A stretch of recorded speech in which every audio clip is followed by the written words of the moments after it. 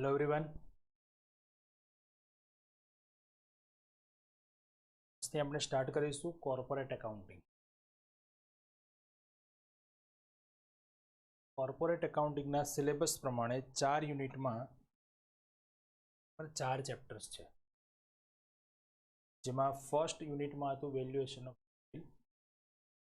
Second યુનિટમાં છે valuation of shares, third unit હતું બેંક અકાઉન્ટ્સ અને ફોર્થ ચેપ્ટર નંબર 4 છે liquidators account, voluntary liquidation of company.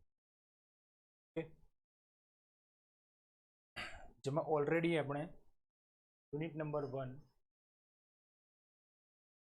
Valuation of goodwill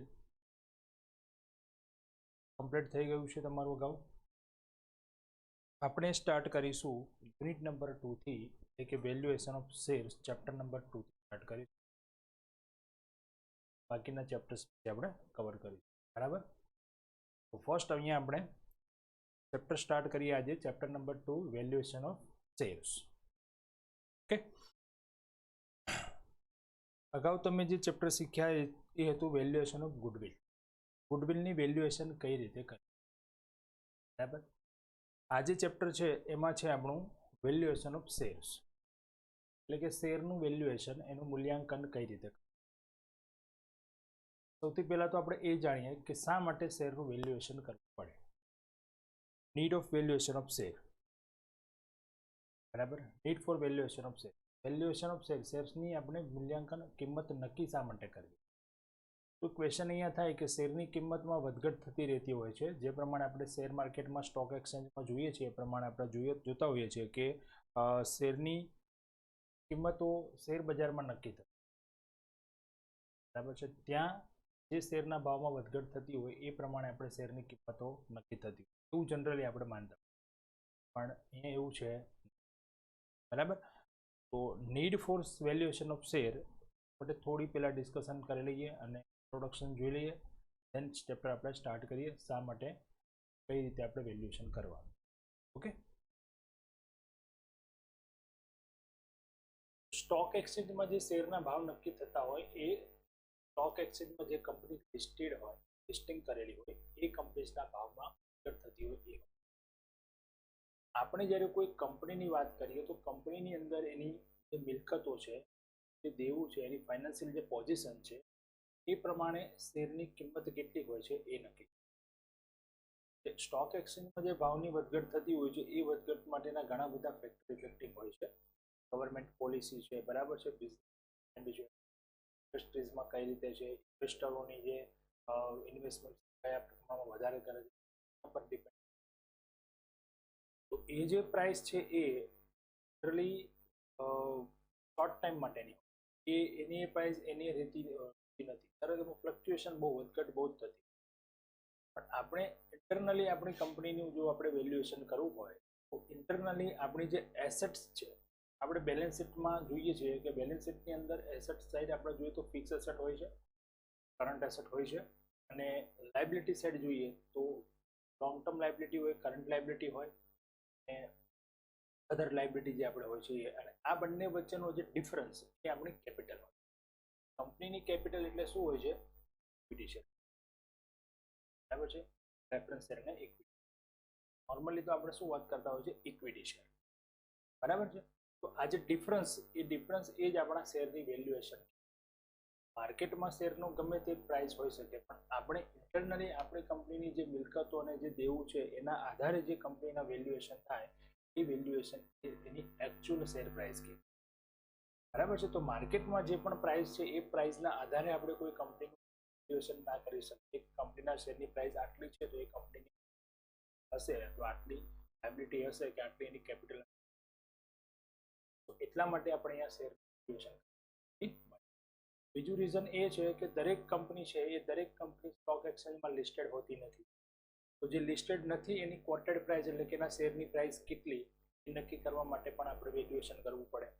ત્રીજું અગત્યનું રીઝન એ છે કે પ્રાઇવેટ લિમિટેડ કંપનીઝ જે છે એ પ્રાઇવેટ લિમિટેડ કંપનીઝને કંપનીઝ એક્ટમાં રિસ્ટ્રિક્શન આપવામાં આવ્યું છે કે એ પબ્લિકમાં પોતાના શેર ઇસ્યુ કરી શકતી નથી.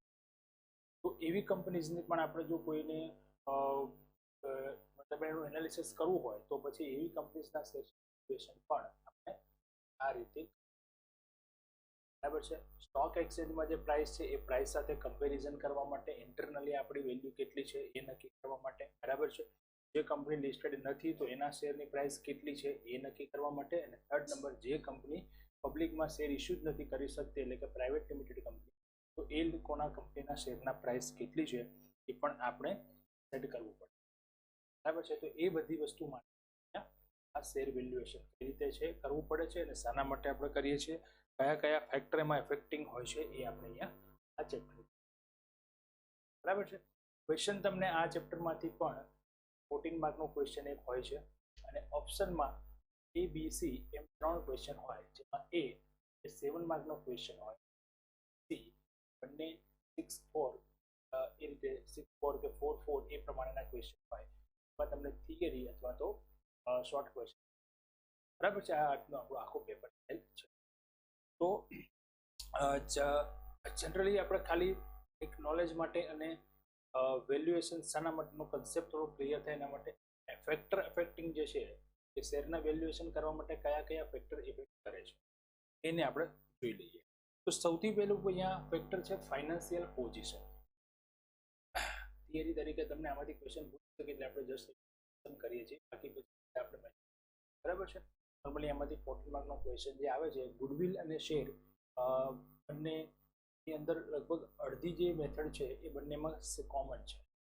જે તમે ગુડવિલ વેલ્યુએશન કર્યું છે એના પરથી થોડી એના જે ફર્સ્ટ સ્ટેપ જે હતા 1 to 5 એના એ જ સ્ટેપ પાછળ અહીંયા પણ આપણે કરવાની હોય છે, એટલે એટલું આપણા માટે ઇઝી, બરાબર. પણ થોડું સમજી લઈએ આના માટે.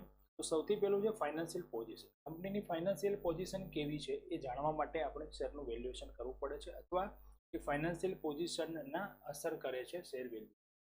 ફાઇનાન્શિયલ પોઝિશન એટલે શું? તો કંપની પાસે કેશ કેટલી પડેલી છે, બેંક બેલેન્સ કેટલું છે, કે એમને એસેટ્સ કેટલી છે, સામે લાયબિલિટીઝ કેટલી છે. તો આ બધી બાબતોનું આપણે જ્યારે સ્ટડી કરીએ તો એના પરથી આપણને કંપનીની ફાઇનાન્શિયલ પોઝિશન ખબર પડે. એ પોઝિશનના આધારે જ આપણે એની શેરની વેલ્યુ નક્કી, બરાબર છે. અથવા સોરી, બીજું છે અર્નિંગ કેપેસિટી. કંપનીના માલિકો છે શેર હોલ્ડર.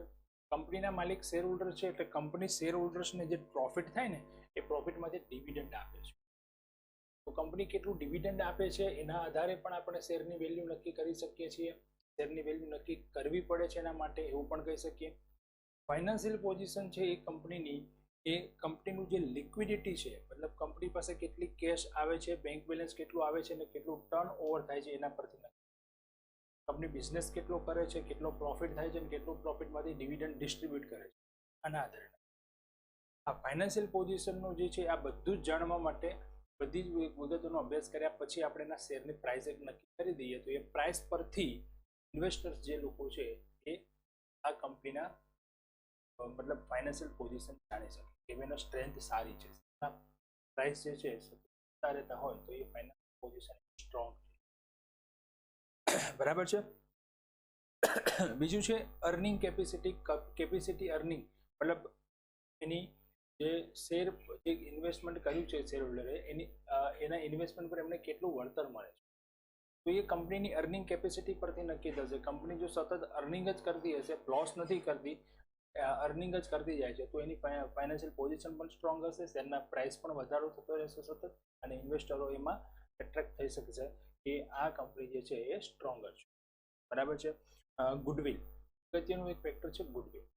જો એસેટ્સમાં બાકી બધી જે એસેટ્સ છે ફિક્સ એસેટની અંદર ટેન્જિબલ એસેટની આપણે વાત કરીએ તો land, building, machinery, plant, furniture, બરાબર, આ બધી ઇન્વેસ્ટમેન્ટ, આ બધી એસેટ જે છે એની વેલ્યુ નક્કી કરવી ઇઝી છે અને વેલ્યુ લગભગ એમાં બહુ વધારે પડતી ચેન્જીસ થતી રહેતી નથી. બટ ગુડવિલ ઇન્ટેન્જિબલ એસેટ છે, ક્યારેક હશે પણ કરી બુકમાં, ક્યારેક નહીં પણ હોય, તો એ ગુડવિલ જે છે એ ખાસ અગત્યનું. તો આપણે જે અગાઉ ચેપ્ટરમાં શીખ્યા ને વેલ્યુએશન ઓફ ગુડવિલ, સેમ એ જ રીતે આ ચેપ્ટરમાં પણ તમારે જો ગુડવિલ ના આપી હોય એનું એ ચેપ્ટર પાછું અહીંયા આવી ગયું, મતલબ એ જ કેલ્ક્યુલેશન પાછી અહીંયા થઈ જશે ગુડવિલ વાળી, બરાબર. તો અડધો ક્વેશ્ચન તો આપણો એમાં એ ચેપ્ટરમાં કવર થઈ જશે. ઓકે, તો ગુડવિલ પણ એક આપણને શેર વેલ્યુએશનમાં ઇફેક્ટ કરતું ફેક્ટર છે. અનફેવરેબલ રેશિયોઝ, રેશિયોઝ એટલે ગુણોત્તર.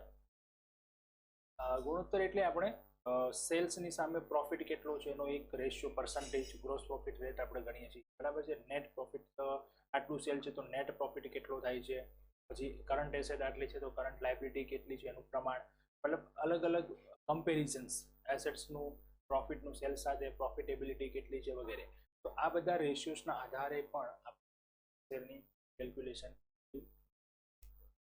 વેલ્યુએશન કરતી વખતે આ રેશિયોઝ પણ ધ્યાનમાં લેવા, બરાબર છે. ધેન છે કેપિટલ એમ્પ્લોયડ. કેપિટલ એમ્પ્લોયડ એટલે મૂડી રોકાણ. એ તમને પહેલા જ વાત કરી કે બેલેન્સ શીટનું એક આપણે સ્ટ્રક્ચર જોઈએ ને, તો બેલેન્સ શીટમાં એસેટ સાઇડ જોઈએ તો બધી એસેટ્સ આવી જાય છે. એમાં ફિક્સ એસેટ અને કરંટ એસેટનો થાય, બરાબર છે. જ્યારે લાયબિલિટી સાઇડ જોઈએ આપણે, તો લાયબિલિટી સાઇડ આપણે જોઈએ તો કેપિટલ છે, કેપિટલમાં છે આપણી ઇક્વિટી શેર અને પ્રેફરન્સ છે. બાકી શું વધ્યું તો લાયબિલિટીઝ અને રિઝર્વ. હવે આ બંને જે છે એ એસેટ્સમાંથી આપણે લાયબિલિટીઝ, રિઝર્વ્સ વગેરે બાદ કરીએ તો જે બાકી વધે એને કહેવાય આપણે કેપિટલ, જે આપણે કેપિટલ ઇન્વેસ્ટ કરેલી છે. સ્ટાર્ટિંગમાં કંપની જ્યારે શરૂ થઈ હોય ત્યારે શેરની પ્રાઇસ માનો કે 10 રૂપિયા છે, 10 રૂપિયા શેરના પ્રાઇસના આધારે આપણે શેર ઇસ્યુ કર્યા અને એટલી આપણી કેપિટલ છે, તો આપણે એ પ્રમાણે બેલેન્સ શીટ બનાવીએ છીએ. પણ એ જ બેલેન્સ શીટની અંદર એસેટ્સમાં ચેન્જીસ થાય છે, એસેટ્સની વેલ્યુમાં ચેન્જીસ થાય છે.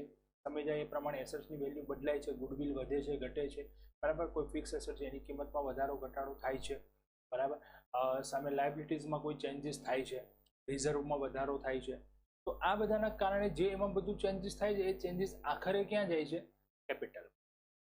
અને એ મૂડી આપણી શું છે, શેરનું વેલ્યુએશન આપણે આપણું કંપનીમાં ઇન્વેસ્ટમેન્ટ ઓલ ઓવર કેટલું છે પણ જાણવું પડે. એટલે કે કેપિટલ એમ્પ્લોયડ, મૂડી કેટલું મૂડી રોકાણ છે એ આધારે શેરની પ્રાઇસ નક્કી, બરાબર છે. તો આ 5 ફેક્ટર અગત્યના હતા જે આપણે એક શેર વેલ્યુએશન માટે ધ્યાનમાં રાખવાના છે. અને ઇન્ટરનલ ફેક્ટર આપણે કહીએ છીએ. ઇન્ટરનલ ફેક્ટર એટલા માટે કે આ બધા કંપનીના ઇન્ટરનલ ફેક્ટર્સ છે, બહારની કોઈ વ્યક્તિ એમાં કોઈ ઇફેક્ટ કરતી. બહારના જે ઇફેક્ટિંગ છે એ બધામાં શું છે તો કોમ્પિટિશન છે, નેચર ઓફ બિઝનેસ, આપણે કયા ટાઈપનો બિઝનેસ કરીએ છીએ અને એ ટાઈપના બિઝનેસ જે લોકો કરે છે એમાં કોમ્પિટિશન કેટલી છે, આ બધા ફેક્ટર બહારના હોય છે, બરાબર છે. સેવિંગ આપણી કઈ રીતની હોય છે, કંપનીનું ટર્નઓવર કેટલું છે, ગવર્મેન્ટની પોલિસી આપણા બિઝનેસને કઈ રીતે ઇફેક્ટ કરે છે, બરાબર છે. પોલિટિકલ કન્ડિશન શું હોય છે, પોલિટિકલ મતલબ આપણે જોઈએ છીએ કે દર 5 વર્ષ ઇલેક્શનના કારણે શું થાય છે, પાર્ટી કોઈ ચેન્જ થાય, ગવર્મેન્ટ ચેન્જ થાય, બરાબર, તો પછી બધા રૂલ્સ રેગ્યુલેશન ચેન્જ થઈ જાય. અને ખાસ કરીને તમે જોયું પણ હશે કે ઇલેક્શન સમયે આપણા જે શેર માર્કેટની જે હાલત એ બહુ જ કોમ્પ્લિકેટેડ થઈ જાય છે. બધાની એક જ નજર હોય છે કે ભાઈ ચલો કોની સરકાર આવશે ને શેર બજારમાં શું થશે, વધારો થશે, ઘટાડો થશે. આ બધા એક્સટર્નલ ફેક્ટર છે જે આપણા બિઝનેસને બહારથી ઇફેક્ટ કરે છે, બરાબર છે. એ આપણા કંટ્રોલમાં નથી. આપણા કંટ્રોલમાં શું છે, આપણા ઇન્ટરનલ ફેક્ટર. તો અત્યારે આપણે જે વેલ્યુએશન કરીશું ને એ વેલ્યુએશનમાં ઓનલી ઇન્ટરનલ ફેક્ટર જ આપણે ધ્યાનમાં. એક્સટર્નલ ફેક્ટર છે તો આપણે હાથમાં છે જ નહીં, એ તો ગવર્મેન્ટ પોલિસી, બિઝનેસમેનના હાથમાં થોડી છે, ગમે ત્યારે ચેન્જ થઈ જાય. તો એ ચેન્જીસ થઈ જાય એના આધારે આપણે બિઝનેસમાં ચેન્જીસ કરવો, બરાબર છે. તો આ બધું હતું આપણું ખાસ કરીને વેલ્યુએશન ઓફ શેર્સને ઇફેક્ટ કરતા પરિબળો જે હતા એ. હવે વાત કરીએ મેથડ્સની. તો મેથડની અંદર અહીંયા 2 મેથડ છે. નેટ એસેટની વેલ્યુએશન મેથડ છે એક, અને બીજું છે યીલ્ડ મેથડ, અર્નિંગ કેપેસિટી. પહેલી આપણે જે અહીંયા વાત કરીશું ને એ આપણી જે કેપિટલ ની વેલ્યુ છે એ છે નેટ એસેટની વેલ્યુએશન વાળી મેથડ છે, બરાબર છે. અને એ મેથડમાં પણ આપણને અલગ અલગ વિગત આપી હોય એ પ્રમાણે આપણે અલગ અલગ મેથડના નામ આપેલા છે, એ ધ્યાનમાં રાખીશું. ઓકે. તો આજે આપણે જે પહેલી મેથડ સ્ટાર્ટ કરીશું એ મેથડનું નામ છે only one equity share is given. ફરી અહીંયા એકવાર રિપીટ કરું છું, ધ્યાન આપજો ખાસ.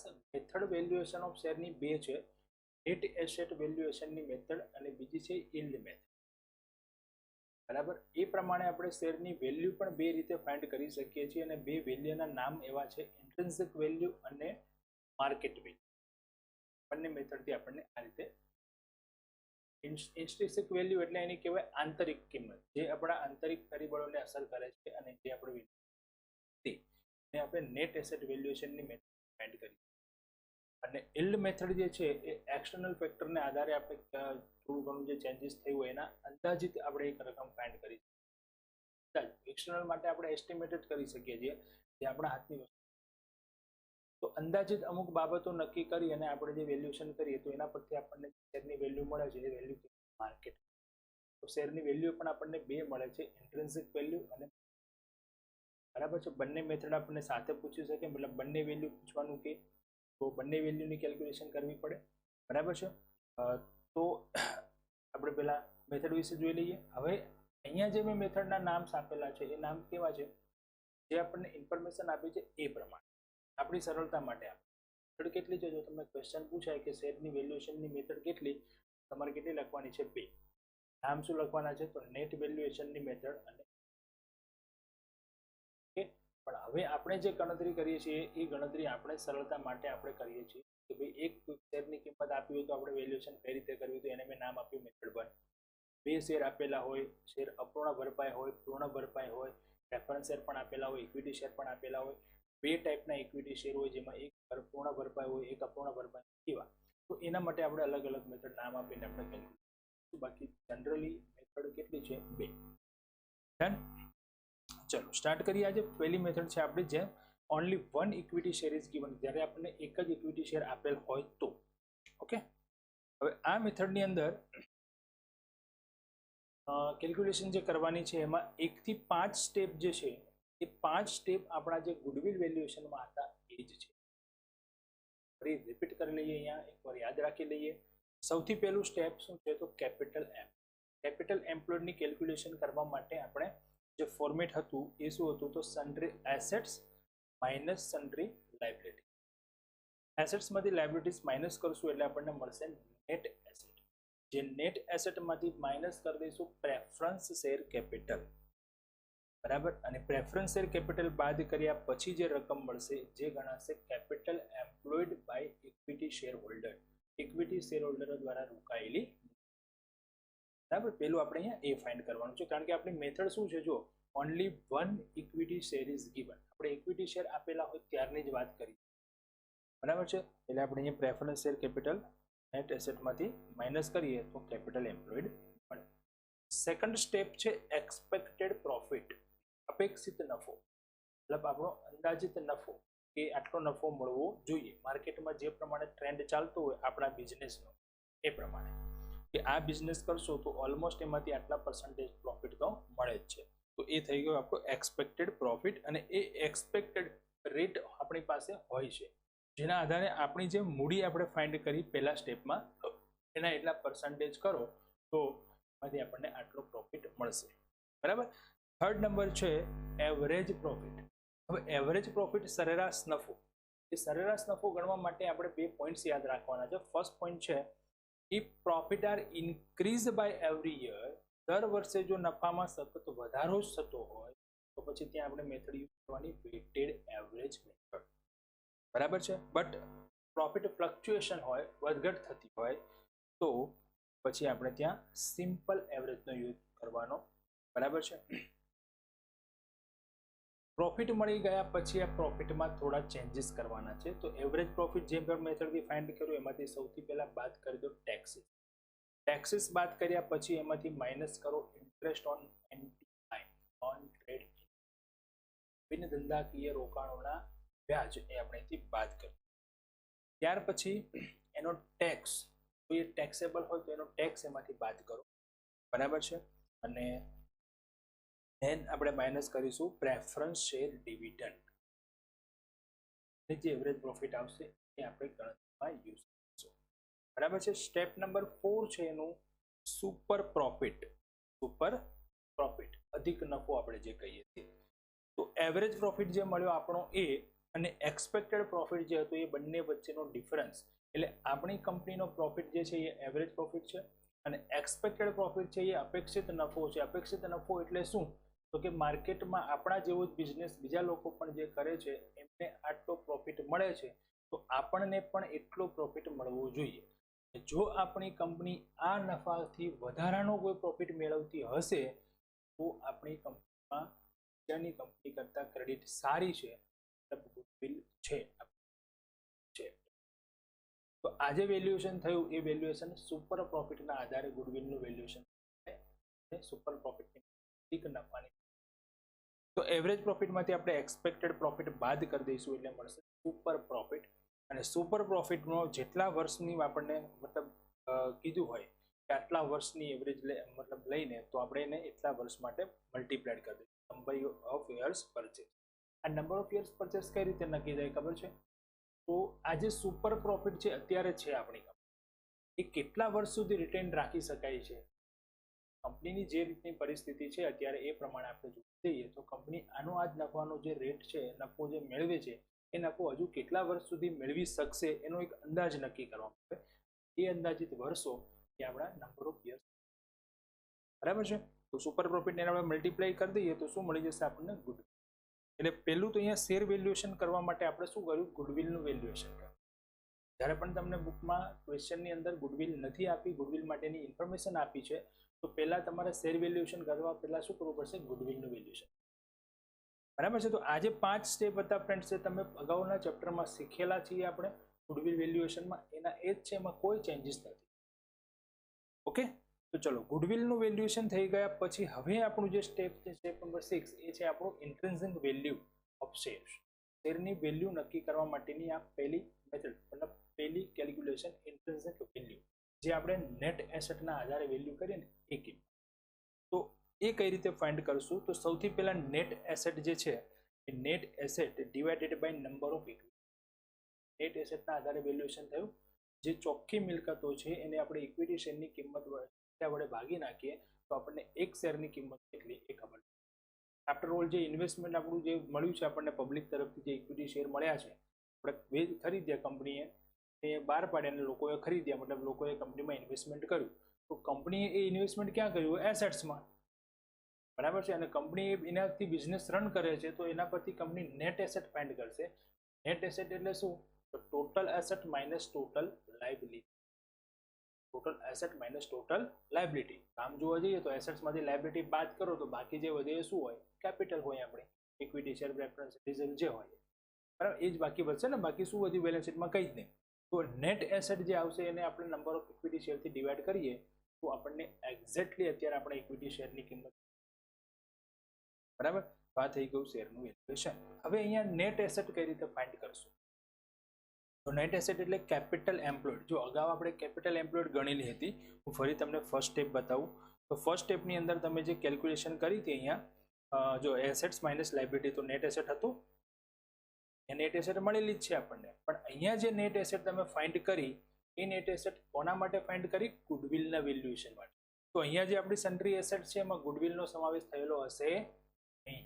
પણ આપણે જ્યારે વેલ્યુએશન કરીશું શેરની, તો શેરની વેલ્યુએશનમાં બધી જ એસેટ્સ આવી જવી જોઈએ. તો અહીંયા આપણે જ્યારે નેટ એસેટ ગણશું તો આપણે અગાઉ નેટ એસેટ ગણેલી છે એ કામમાં નહીં આવે, પણ એને થોડું ઘણું ચેન્જીસ કરવું પડશે, થોડા એડજસ્ટમેન્ટ કરવા પડશે. તો કેપિટલ એમ્પ્લોયડ છે એ કેપિટલ એમ્પ્લોયડમાં ગુડવિલ પ્લસ કરી દો, શું મળી જશે આપણને? Net asset. Okay, sorry, non trade investment પણ આપણે ગુડવિલ વખતે લીધા નહીં હોઈએ, પણ શેર માટે લેવાના. બરાબર છે? કોલ ઇન એરિયર્સ, બાકી હપ્તા હોય એ પણ આપણે ત્યાં નહીં લીધા હોય તો એ પણ અહીંયા લઈ લેવાના. બરાબર છે? તો જે મળશે શું થઈ જશે આપણું નેટ. તમારે યાદ શું રાખવાનું છે? ફક્ત અહીંયા 3 એડજસ્ટમેન્ટ યાદ રાખવાના છે. કેપિટલ એમ્પ્લોયડ તો આપણે ગુડવિલની વેલ્યુએશન માટે ગણેલી જ હશે, એમાં ગુડવિલ જે આવી છે એ પ્લસ કરી દો. નોન ટ્રેડ ઇન્વેસ્ટમેન્ટ પ્લસ કરી દો. કોલ ઇન એરિયર્સ આપેલા હોય તો એ પ્લસ કરી દો. ઓકે, કોલ ઇન એરિયર્સ જે છે એ આપણને ઇક્વિટી શેરમાંથી માઇનસ કરીને લખેલા હશે. બરાબર છે? એટલે આપણે લાયબિલિટી સાઈડ માઇનસ લખ્યા હશે, ઘણીવાર એસેટ સાઈડ પણ આપેલા હોય તો આપણે એ પ્લસ કરીએ. એટલે આપણને અહીંયા મળી જશે net asset for the valuation of shares. પહેલી જે આપણે નેટ એસેટ ગણી, સન્ડ્રી એસેટ માઇનસ સન્ડ્રી લાયબિલિટી, એ કોના માટે ગણી હતી? ગુડવિલમાં. તો એ સીધી નેટ એસેટ અહીંયા લખવાની નથી. કેપિટલ એમ્પ્લોયડ જે ગણી ત્યાં કેપિટલ એમ્પ્લોયડમાં આટલા ચેન્જીસ કરી દો એટલે આપણે for the valuation of shares. Okay, number of equity share find કરવા માટે શું કરીશું? તો ઇક્વિટી શેર કેપિટલ જે આપી છે એને આપણે paid up value of purchase, paid up value of shares, purchase નહીં, જે શેરની પેઇડ અપ વેલ્યુ, ભરપાઈ મૂડી 10 રૂપિયાનો શેર છે એના પર 7 રૂપિયા જ ભરપાઈ થયા છે. એ 7 રૂપિયા ભરપાઈ થયા તો આપણે પેઇડ અપ કેપિટલ, એના વડે આપણે 7 વડે, બરાબર, 10 વડે નહીં. ધેન સ્ટેપ નંબર 7 છે આપણું માર્કેટ વેલ્યુ. માર્કેટ વેલ્યુ કઈ રીતે ફાઇન્ડ કરશું? તો એ કઈ મેથડ છે? આપણી યીલ્ડ મેથડ છે. બરાબર છે? તો માર્કેટ વેલ્યુ ફાઇન્ડ કરવા માટે સૌથી પહેલા તો આપણે જોઈશું એની ફોર્મ્યુલા. એ છે rate of dividend divided by ERR, expected rate of return. ERR means expected rate of return 200. Sorry, to paid up value of per share. Share દીઠ ભરપાઈ મૂડી.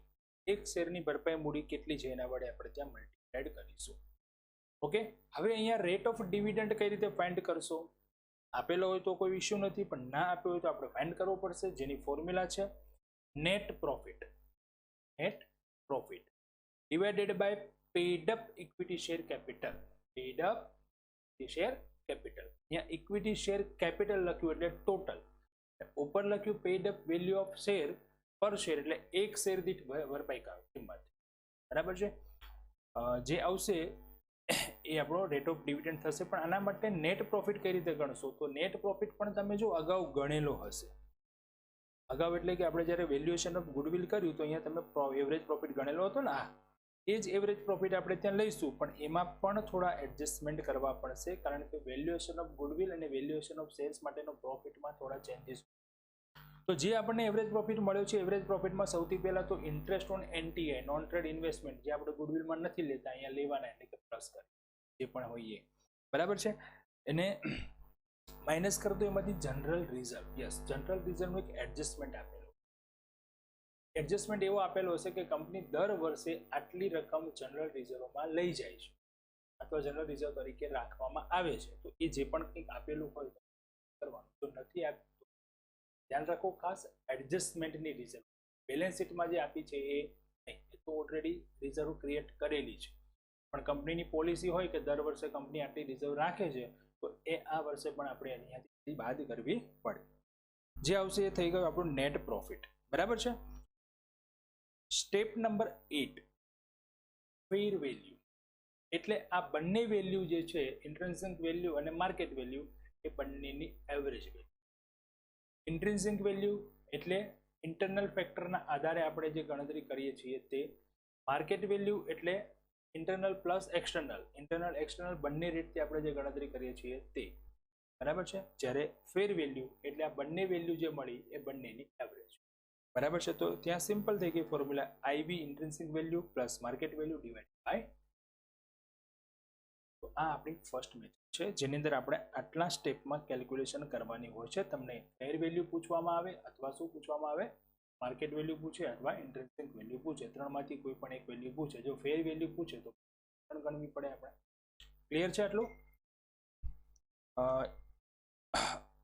એક બે પોઈન્ટ ખાસ અગત્યના છે, ઇમ્પોર્ટન્ટ અહીંયા યાદ રાખવાના છે. સૌથી પહેલો તો એક કે જો if goodwill is given then consider only step number 1 and 3. Okay, ચલો સમજી લઈએ. અહીંયા ખાસ આપણે જે ગુડવિલના 5 સ્ટેપ જોયા હતા. First capital employed, second expected profit, third average, fourth super profit and 5. હવે જો તમને ગુડવિલ ઓલરેડી આપેલી છે તો પછી તમારે આ બધી કેલ્ક્યુલેશન ગુડવિલની વેલ્યુએશન કરવાની જરૂર જ નથી. Only step number 1 and step number 3 એટલે કે કેપિટલ એમ્પ્લોયડની કેલ્ક્યુલેશન કરો, એવરેજ પ્રોફિટ 2, 4, 5. ક્લિયર? ગુડવિલ આપેલી હોય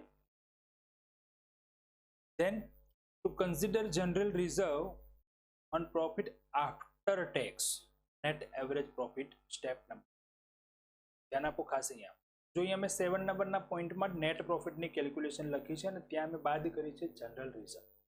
હવે આ જનરલ રિઝર્વ છે, ઘણી વખત તમને પર્સન્ટેજમાં આપી હશે કે પ્રોફિટના આટલા પર્સન્ટેજ આપણે રિઝર્વ. આ પ્રોફિટના જે પર્સન્ટેજ એ કયા પ્રોફિટના કરવાના? તો કયા પ્રોફિટના કરવાના? નેટ એવરેજ પ્રોફિટના. સ્ટેપ નંબર 3 પ્રમાણે, મતલબ આપણે જે સ્ટેપ નંબર 3 માં અહીંયા જે પ્રોફિટ ગણ્યો હતો એની સ્ટેપ નંબર 3 માં જે એવરેજ પ્રોફિટ અહીંયા ગણ્યો હોય, બરાબર, એ પ્રોફિટ પર આપણે પર્સન્ટેજ કન્સિડર કરીશું જનરલ રિઝર્વના. ઓકે, ક્લિયર છે આટલું? મેથડ બધાને 5 પોઈન્ટ સ્ટેપ જે હતા પહેલા એ તો ઓલરેડી આપણે અગાઉ શીખેલા છીએ અગાઉના ચેપ્ટરમાં. અહીંયા આપણે ખાલી 6, 7, 8 આટલા પોઈન્ટમાં વધારાની કેલ્ક્યુલેશન. ઓકે, ક્વેશ્ચન જોઈએ. જો ક્વેશ્ચન નંબર 3 છે. ક્વેશ્ચન જોઈએ. ક્વેશ્ચન નંબર 3 છે. Balance sheet of jasmine limited as on 31st March 20 is given below. Balance sheet આપી છે આપણને, જેમાં ઇક્વિટી શેર કેપિટલ છે, 20 લાખ રિઝર્વ એન્ડ સરપ્લસ છે, 10 લાખ લોંગ ટર્મ બોરોવિંગ્સમાં ડિબેન્ચર આપેલા છે, ટ્રેડ પેયેબલ છે, ક્રેડિટર્સ આપેલા છે. એસેટ્સમાં જોઈએ તો ટેન્જિબલમાં land building, furniture, plant machinery 3 asset છે, સ્ટોક, ડેટર્સ એન્ડ બેંક આ કરંટ એસેટ છે. ઓકે, જો અહીંયા ઇક્વિટી શેર એક જ આપેલા છે અને એ પણ પૂર્ણ ભરપાઈ છે, પ્રેફરન્સ શેર કેવું કંઈ છે. ઓકે, એડિશનલ ઇન્ફોર્મેશન જોઈએ તો the present value of the asset of a company is to be taken as double. The present value of assets of the company is to be taken as double. કંપનીની મિલકતોની કિંમત double 2 ગણી લેવાની છે. The goodwill of the company is to be valued at double the average super profit of last 3 years. Average super profit એટલે અધિક નફાની double 2 ગણી ગણો અને અધિક નફો કેટલા વર્ષની એવરેજ 3 વર્ષની એવરેજ. ગુડવિલનું વેલ્યુએશન કરવું પડશે અહીંયા પહેલા. The profit of last 3 years of the company 12 lakh 12 lakh 12 lakh. છેલ્લા 3 વર્ષથી સતત કંપની 12 લાખ રૂપિયાનો profit. Expected rate of return in the company line of business is 10%. જે પ્રકારનો આપણી કંપની બિઝનેસ કરે છે એમાં expected rate of return 10% છે. For the last 3 years, the company has been transferring 25% of the profit earned every year to its general reserve account and distributing the balance amount to shareholder as dividend. Company છેલ્લા કેટલા વર્ષોથી 3 વર્ષથી જે પણ profit મેળવે એમાંથી 25% રકમ general રિઝર્વમાં લઈ જાય છે અને બાકીની રકમ જે છે એઝ અ ડિવિડન્ડ કંપની વેચી દે છે shareholder. From the above information, find out the intrinsic value, average yield value and fair value of the shares of the company. Intrinsic value એટલે આંતરિક કિંમત, net value ના આધારે net asset value ના આધારે, yield value એટલે market value, એ બીજી method થઈ આપણી, અને fair value. ત્રણે વેલ્યુ આપણને અહીંયા પૂછવામાં આવી છે. ક્લિયર? ચલો, બહુ સિમ્પલ છે. પહેલા તો આપણે ગુડવિલનું વેલ્યુએશન કરવું પડશે. તો સૌથી પહેલું સ્ટેપ આપણું જોઈ લે capital employed, land building, plant machinery, furniture. ચલો હવે અહીંયા બાબત ધ્યાન રાખો ખાસ. અમે 3 વિગતો લખીને એની વેલ્યુ ચેક કરો. જો લેન્ડ બિલ્ડિંગ કેટલી છે અહીંયા 5 લાખ, આપણે કેટલી લખી અહીંયા 10 લાખ. શું કરી દીધું આપણે? ડબલ. ઇન્ફોર્મેશન હતી ને. પછી જો પ્લાન્ટ મશીનરી, ફર્નિચર પણ ડબલ થઈ ગઈ. Plant machinery and furniture 2 lakh અને 20 લાખ હતું, એની જગ્યાએ 4 લાખ અને 40,000 થઈ જશે. બરાબર. ત્યાર પછી સ્ટોક 8 લાખ હતો, 16 લાખ થઈ જશે. Debtors 2 lakh, bank 3 lakh. એ હવે આ ધ્યાનમાં આપો ખાસ. ડેટર્સ કેટલા હતા? અહીંયા 2 લાખ જ હતા અને મેં 2 લાખ જ લખ્યા. બેંક કેટલી હતી? 3 લાખ હતી. 3 લાખ. એની કિંમત ડબલ થાય નહીં. ડેટર્સ થોડી ચેન્જ થઈ જવાના. ડેટર્સમાં જે ઉઘરાણી આપણી કલેક્શન જે વેપારી પાસેથી લેવાના છે તો એના એ જ રહેશે, એમાં કંઈ વધારો ડબલ કેવું ના થાય. હા, ફિક્સ એસેટ છે એની વેલ્યુમાં ચેન્જીસ થાય. બેંક બેલેન્સ આપણું જે છે એ તો એનું જ રહેશે, એ થોડી ડબલ થઈ જવાનું ઓટોમેટિક. બરાબર છે. તો અહીંયા ડબલ આપણને બધી એસેટ માટે કીધું છે, તો આ કોમન સેન્સ છે, આપણે યાદ રાખવાનું છે કે ડેટર્સ અને બિલ્સ રિસીવેબલ હોય, ડેટર્સ હોય, બેંક બેલેન્સ હોય, કેશ બેલેન્સ હોય, એમાં કોઈ ચેન્જીસ થાય તો એની એ જ રહેશે. બાકીની જે કરંટ ફિક્સ એસેટ જે હતી એ ફિક્સ એસેટ અને કરંટ એસેટમાં સ્ટોકમાં ચેન્જીસ થઈ, તો એ ચેન્જીસ આપણે અહીંયા કરી. ઓકે, ધેન લાયબિલિટીઝ જોઈએ. તો લાયબિલિટીઝમાં એ ટોટલ થઈ જશે 75 લાખ. બરાબર. ડેટર્સ ડિબેન્ચર 5 લાખ હતા અને ક્રેડિટર્સ હતા 5 લાખ. બીજું કોઈ ચેન્જીસ અહીંયા છે નહીં લાયબિલિટીઝમાં. તો 10 લાખ રૂપિયા થઈ ગયા. એ માઇનસ બી કરીએ તો નેટ એસેટ થઈ જશે 65 લાખ રૂપિયા. 75 માઇનસ 10 5 લાખ. ક્લિયર છે? આ જ વસ્તુ આપણે ક્યાં ગણતા હતા? ગુડવિલની વેલ્યુએશનમાં એની એ જ કેલ્ક્યુલેશન કરી છે, કોઈ ચેન્જીસ નથી. માઇનસ પ્રેફરન્સ શેર કેપિટલ, પણ પ્રેફરન્સ શેર તો અહીંયા છે જ નહીં, એટલે આપણે કેપિટલ એમ્પ્લોયડ મળી ગઈ 65 લાખ. સેકન્ડ સ્ટેપ છે આપણું એક્સપેક્ટેડ પ્રોફિટ. એક્સપેક્ટેડ પ્રોફિટ એટલે capital employed into expected rate of return. આપણો રેટ ઓફ રિટર્ન હતો 10%. તો 65 લાખના 10% પ્રોફિટ મળવો જોઈએ, જે આપણને મળશે 6,50,000. હવે કંપની કેટલો પ્રોફિટ મેળવે છે તો એના માટે આપણે ગણીશું સ્ટેપ નંબર 3 એવરેજ પ્રોફિટ. જે એવરેજ પ્રોફિટમાં 12 લાખ પ્લસ 12 લાખ પ્લસ 12 લાખ દર વર્ષે કંપની 12 લાખ રૂપિયા પ્રોફિટ મેળવે છે છેલ્લા 3 વર્ષથી. પ્રોફિટમાં વધારો પણ નથી થતો, ઘટાડો પણ નથી થતો, ઇક્વલ રહે છે. તો આપણે વેઇટેડ એવરેજ ના કરી શકીએ. શું કરી શકીએ? Simple average. સિમ્પલ એવરેજ એટલે શું કરીએ? જેટલા વર્ષનો પ્રોફિટ આપ્યો છે એને ટોટલ કરીએ એટલા વર્ષ આપણે ડિવાઈડ કરી દો. તો 12 12 12 પ્લસ ડિવાઈડ બાય 3, તો પ્રોફિટ પણ આવી જશે. પણ આ પ્રોફિટમાંથી આપણે ચેન્જીસ કરીશું સૌથી પહેલા ટેક્સ. તો રકમમાં ક્યાંય આપણને ટેક્સની કોઈ વિગત આપી નથી, તો ટેક્સ આપણે બાદ કરી શકાશે.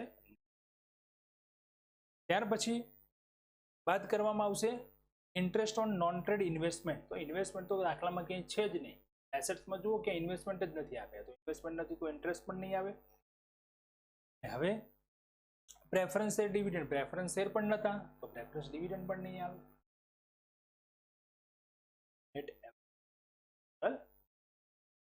રાઈટ.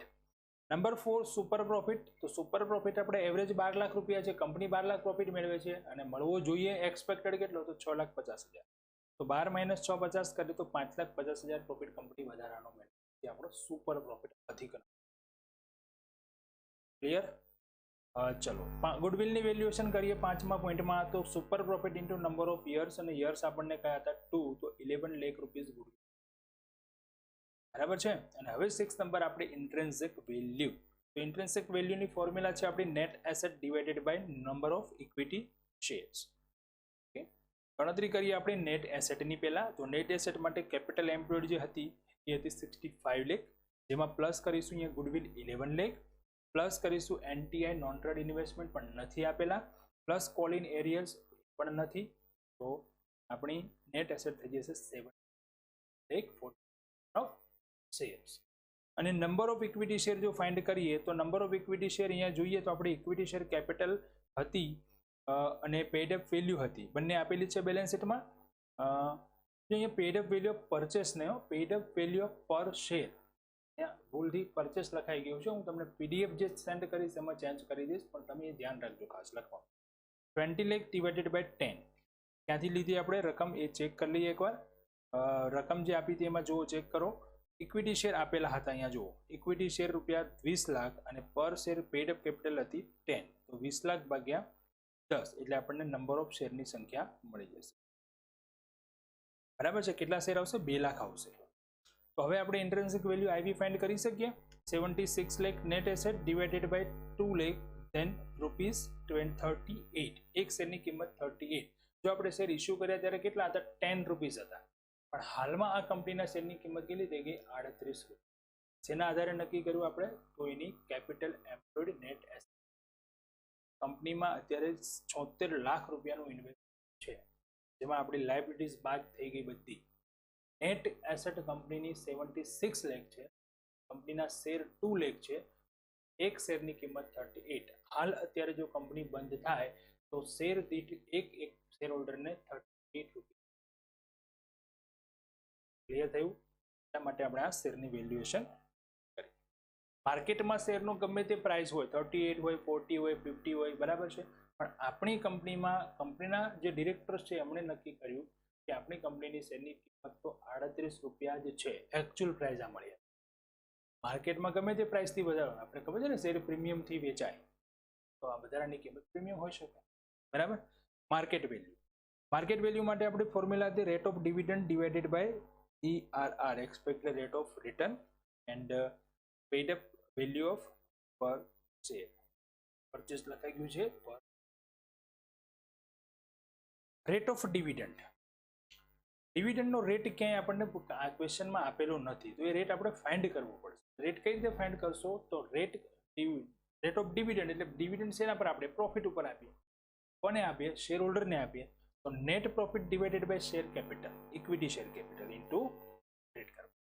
યસ. હવે નેટ પ્રોફિટ જે છે એ નેટ પ્રોફિટ આપણે ફાઇન્ડ કરેલું છે, જે એવરેજ પ્રોફિટ આપણે કર્યું તો 12 લાખ, પણ એમાં આપણે અહીંયા ચેન્જીસ કરવા પડશે. ઇન્ટરેસ્ટ જો હોય આપણે એનટીઆઈનું તો પ્લસ કરવું પડે, પણ અહીંયા કંઈ છે નહીં. બરાબર છે. જીઆર જે છે 25% એ બાદ કરી, જનરલ રીઝન. એ 25% આપણે શેના કરવાના? નેટ પ્રોફિટના કરવાના. ઇમ્પોર્ટન્ટ પોઈન્ટ્સમાં તો 12 લાખના 25% કરશું તો 3 લાખ રૂપિયા થઈ જશે. નેટ પ્રોફિટ થઈ જશે 9. બરાબર. અને કેપિટલ છે આપણી 20 લાખ, તો 9 લાખ ભાગ્યા 20 લાખ એટલે ઇન્ટુ 100 કરીએ તો પર્સન્ટેજ મળશે આપણને રેટ ઓફ ડિવિડન્ડના 45%. 45% લેખે કંપની ડિવિડન્ડ આપે છે એવું કહી શકીએ. કંપની 12 લાખ રૂપિયાનો નફો મેળવે છે, એમાંથી 3 લાખ રૂપિયા સાઈડમાં મૂકી દે છે રિઝર્વ તરીકે, 9 લાખ રૂપિયા ડિવિડન્ડ તરીકે વેચી દે છે. તો કંપની જે નફો મેળવે છે એના 45% રકમ શું કરે છે કંપની, એમની જે કેપિટલ છે એ કેપિટલના 45% રિટર્ન આપે છે. રિટર્ન મતલબ એમને વળતર આપે છે જેટલું કોઈ રોકાણ કર્યું. એક્સપેક્ટેડ રેટ ઓફ રિટર્ન આપણો કેટલો હતો 10. કંપની 45% આપે છે અને અપેક્ષિત વળતરનો દર કેટલો હતો 10%. 10% મળવા જોઈએ એની જગ્યાએ કંપની આપે છે 45%, બરાબર છે. અને રોકાણ કેટલું છે એક શેરનું 10 રૂપિયા, તો માર્કેટ વેલ્યુ કંપનીની કેટલી થઈ ગઈ 45. એ પર્સન્ટેજ છે એટલે પર્સન્ટેજ કેન્સલ થઈ જાય તો 45 ડિવાઇડ બાય 10 ઇન્ટુ 10, 10 કેન્સલ થઈ ગયા તો 45. આપણી ઇન્ટ્રિન્સિક વેલ્યુ છે 38, માર્કેટમાં શેરની પ્રાઇસ થાય છે 45. તો એવરેજ આપણે વેલ્યુ જો ગણીએ અત્યારે તો કેટલી થઈ જાય, જેને કહીશું આપણે fair market value, fair value. તો 38 plus 45 divided by 2 then 41.5. This is the answer. Okay friends, તો આ રીતે આપણે વેલ્યુએશન ઓફ શેર્સ કરવાનું છે, જેમાં પહેલા 5 પોઈન્ટ છે એ વેલ્યુએશન ઓફ ગુડવિલના છે. 6 નંબરનો અને 7 નંબરના પોઈન્ટની અંદર જે શેર વેલ્યુએશનની ફોર્મ્યુલા આવે છે એટલું જ અહીંયા એડિશન. અને એ સાથે સાથે આપણે જે નેટ એસેટની કેલ્ક્યુલેશનમાં એડજસ્ટમેન્ટ અને પ્રોફિટની કેલ્ક્યુલેશનના એડજસ્ટમેન્ટ, એ 4 પોઈન્ટ ધારણા છે વેલ્યુએશન ઓફ ગુડવિલ કરવા. હા, હવે આગળ નવા એડવાન્સ ક્વેશ્ચન આવશે જેમાં અપૂર્ણ ભરપાઈ શેર હોય તો કઈ રીતે થાય, 2 ટાઈપના ઇક્વિટી શેર હોય તો કઈ રીતે ગણતરી થાય, જે આપણે આગળ જોઈશું, બરાબર. પણ એક આ બેઝિક મેથડ માટે ક્વેશ્ચન હતો અગત્યનો એ આપણે જોયો. તમારે હોમવર્કની અંદર આજે ખાલી આ મેથડ જે છે એનું બરાબર એક વખત રીડિંગ કરીને ચેક કરી લેવાનું છે અને આનું આ જ ક્વેશ્ચન જાતે સોલ્વ કરવાનું. આન્સર તમને લખીને આપવાના છીએ પીડીએફમાં અમે, પણ જાતે પહેલા સોલ્વ કરો પછી એના આન્સર સાથે કમ્પેર કરો, તમને તમારું વેલ્યુએશન જાતે થશે કે આપણી ક્યાં ભૂલ થાય છે, ક્યાં મિસ્ટેક. ઓકે, ચલો તો નેક્સ્ટ આપણે આગળના લેક્ચરમાં આગળ વધીશું. Okay, thank you.